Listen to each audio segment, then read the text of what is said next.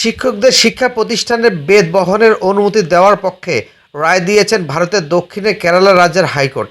আদালত জানিয়েছেন, শিক্ষকের হাতে বেত থাকলে সেটি শিক্ষার্থীদের মধ্যে মনস্তান্ত্রিক প্রভাব ফেলবে এবং তাদের সামাজিক অপরাধ থেকে দূরে রাখবে।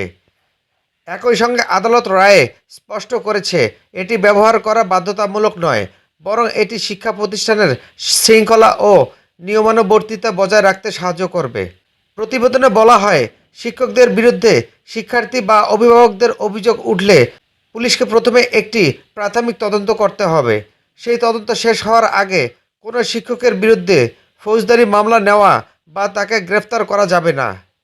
সম্প্রতি কেরালা এক শিক্ষকের বিরুদ্ধে ষষ্ঠ শ্রেণীর এক শিক্ষার্থীকে মারধরের অভিযোগ ওঠে। শিক্ষার্থীর অভিভাবকরা থানায় অভিযোগ করলে মামলাটি হাইকোর্ট পর্যন্ত গড়ায়।